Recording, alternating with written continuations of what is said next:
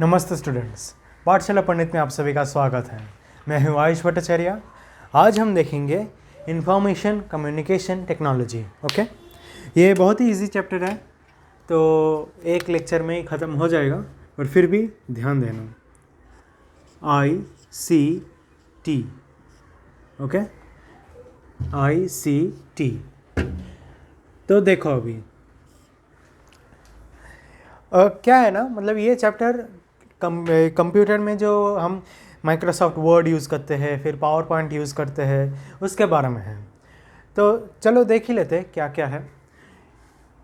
जो मेन चीज़ हमें याद रखना है वो ये कि मेमोरी, कंप्यूटर के अंदर जो मेमोरी होता है वो कितने प्रकार के होते हैं। ओके, चलो देखते हैं।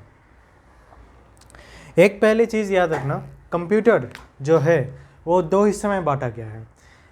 कंप्यूटर दो हिस्सों में बांटा गया है। एक है हार्डवेयर, ओके, एक है हार्डवेयर और दूसरा है सॉफ्टवेयर। ओके, हार्डवेयर का आपको डेफिनेशन दिख रहा होगा स्क्रीन पर, ओके, और दूसरा है सॉफ्टवेयर।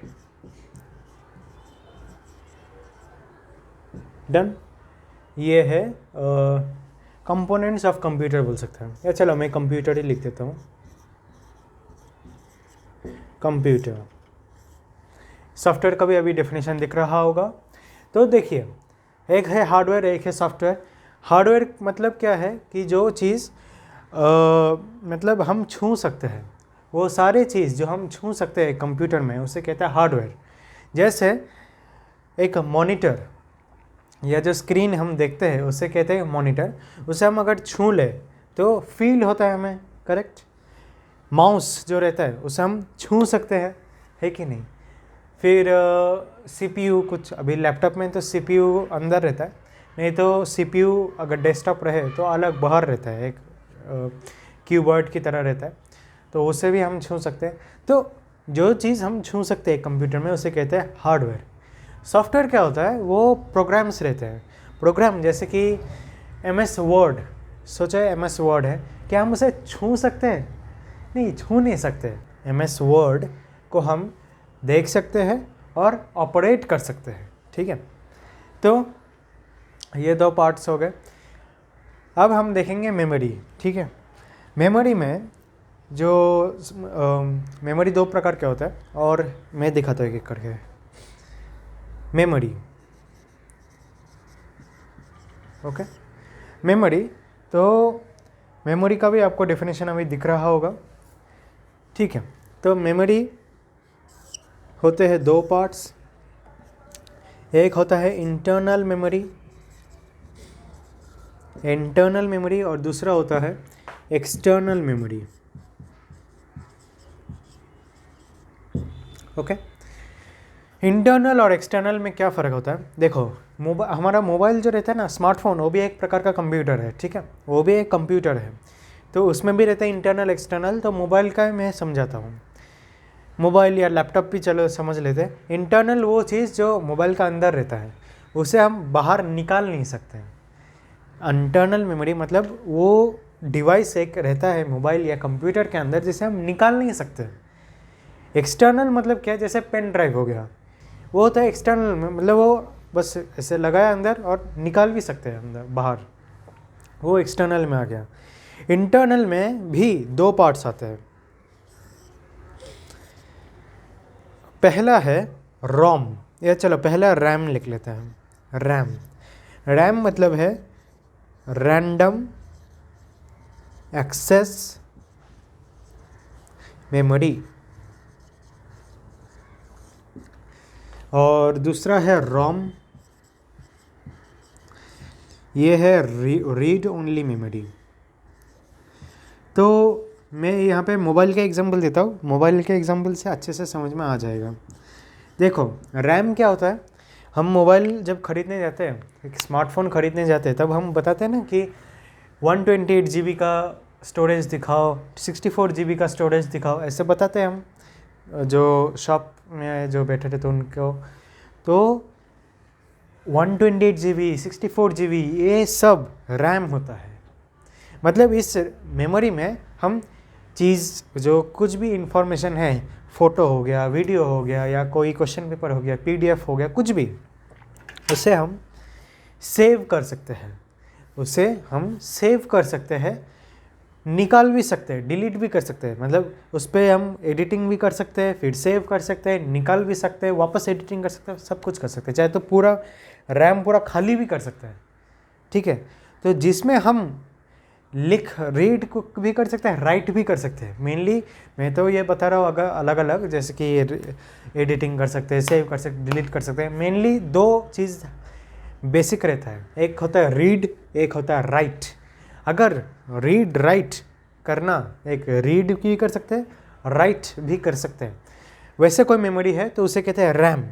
मतलब उसमें हम एडिटिंग कर सकते हैं। मेनली यही चीज़ है कि उसे हम डिलीट कर सकते हैं, मॉडिफाई कर सकते हैं, वो होता है रैम। ये होता है 64 GB, 128 GB, इतना बड़ा। दूसरा होता है रोम। रोम क्या है? रोम होता है वो 4 GB, 6 GB भी रहता है। कभी मोबाइल अगर खरीदने जाओ तो वो जो शॉपकीपर है वो बताता है कि 128 GB और 4 GB, ऐसे 2 नंबर बताता है, या 128 GB 6 GB ऐसे बताता है। 128 GB तो रैम हो गया। रोम जो है वो 4 GB 6 GB है, वो कम होता है थोड़ा। कम इसलिए होता है क्योंकि उसमें सिर्फ इंस्ट्रक्शंस लिखे हुए रहते हैं कि वो मोबाइल या लैपटॉप या कुछ भी वो कैसे चलेगा। कुछ तो इंस्ट्रक्शंस देना पड़ेगा हमें मोबाइल को, ताकि अगर कोई सोचो कॉन्टैक्ट वाला जो बटन है अगर हमने दबाए तो कॉन्टैक्ट वाला ही स्क्रीन ऊपर आना चाहिए। वो कैसे समझाएंगे हम मोबाइल को? ऐसे बता कर तो नहीं समझा सकते, प्रोग्रामिंग करना पड़ता है। तो वो प्रोग्रामिंग होता है रोम में। उसे हम चेंज बिल्कुल भी नहीं कर सकते हैं। वो बस बनाने के टाइम पे, मोबाइल बनाने के टाइम पे जो प्रोग्रामिंग करके अंदर डाल दिए, रोम के अंदर डाल दिए, बस फिक्स हो गया वो। उसे हम चेंज नहीं कर सकते हैं। तो वो होता है ओनली रीड ओनली मेमोरी। इसे हम एक्सेस कर सकते हैं, एडिट कर सकते हैं, लेकिन इसे हम रीड कर सकते हैं। मतलब उसमें कोई एडिटिंग नहीं कर सकते। जो लिखा है वही लिखा है, वो उसे ही मानना पड़ेगा, ऐसा है। तो ये होता है रीड ओनली मेमोरी। ओके, अभी देखो इसमें कोई इन्फॉर्मेशन चेंज नहीं कर सकते, तो ये याद रखना।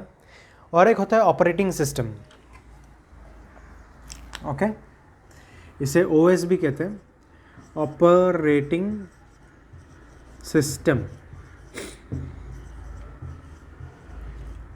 देखो ऑपरेटिंग सिस्टम क्या है ना, जैसे हम बोलते हैं ना कि विंडोज़ का लैपटॉप, ऐसे बोलते हैं विंडोज़ 10 है, विंडोज़ 11 है, ये सब होता है ऑपरेटिंग सिस्टम।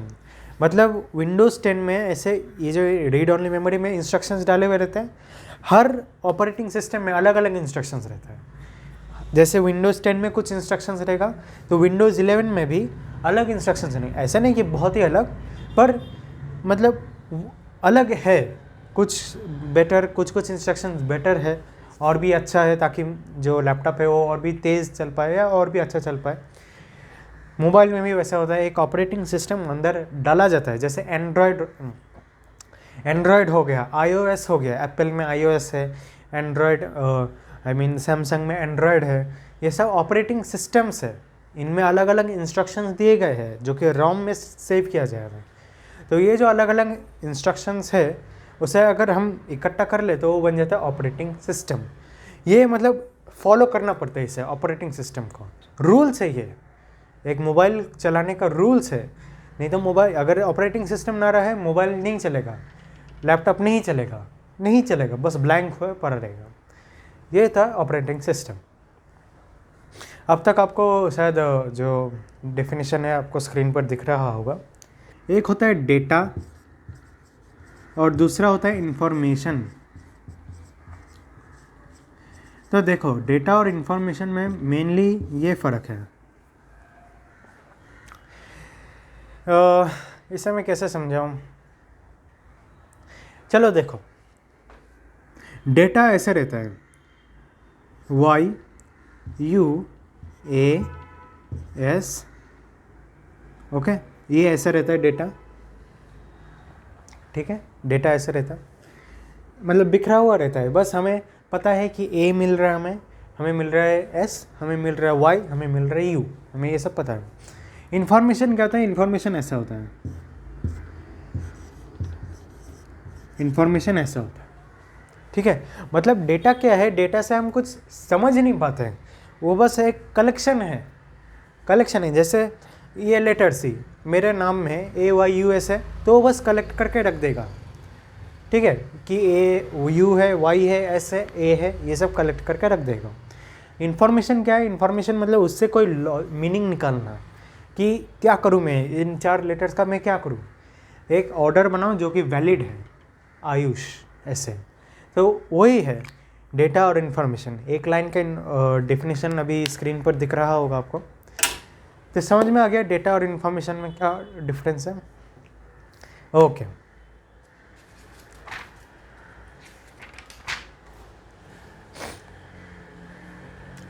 तो इस पूरे चैप्टर में बस इतना ही था समझाने के लिए। बाकी तो ऐसा हो सकता है कि क्वेश्चन ही ना आए, या फिर हो सकता है कि मतलब बस पढ़ के ही समझ में आ जाए आपको, ठीक है। तो अगर वीडियो अच्छा लगे तो प्लीज़ लाइक कीजिए, अपने फ्रेंड्स के साथ शेयर कीजिए, और ज़रूर हमारे चैनल को सब्सक्राइब कीजिए। जितना ज़्यादा आप लाइक, शेयर और सब्सक्राइब करेंगे, उतना ज़्यादा स्टूडेंट्स तक ये वीडियोस पहुंचेंगे और उनके भी हेल्प होगी। तो चलिए, आज के लिए थैंक यू वेरी मच।